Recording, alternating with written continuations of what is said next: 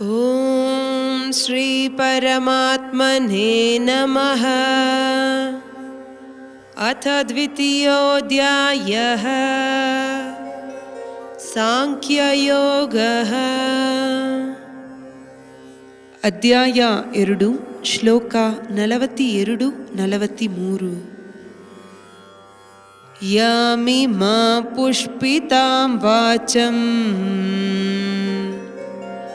ಪ್ರವದಂತ್ಯಾ ವಿಪಶ್ಚಿತಃ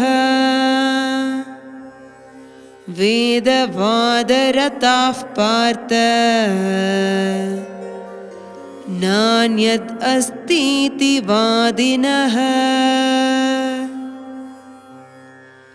ಕಾಮಾತ್ಮಾನ ಸ್ವರ್ಗಪರಾ ಜನ್ಮ ಕರ್ಮ ಫಲಪ್ರದಾಂ ಕ್ರಿಯಾ ವಿಶೇಷ ಬಹುಲಾಂ ಭೋಗೇಶ್ವರ್ಯ ಗತಿಂ ಪ್ರತಿ.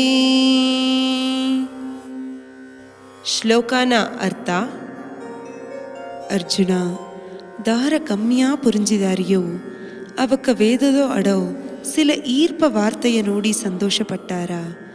ಅವಕ್ಕ ಪುಲನಿನ್ಬವ ಅನುಭವಿಸೋದುಗಾದ ಶಾಸ್ತ್ರ ಸಡಂಗು ಪತ್ತಿ ಮಾತಾಡಿಯಾರ.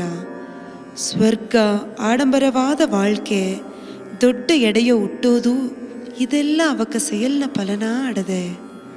ಪುಲನ್ ಇನ್ಬವವು, ಶಕ್ತಿಯವು ಅನುಭವಿಸೋದು ಎಂಬ ಆಸೆಯೋ ಸ್ವರ್ಗವತ ದೊಡ್ಡ ಇಲಕ ಎತ್ತಿ ಇದನ್ನು ತವಿರ ಬೇರೆ ಒಂದು ಇಲ್ಲೇ ಎಂದು ಹೇಗ್ಯಾರ.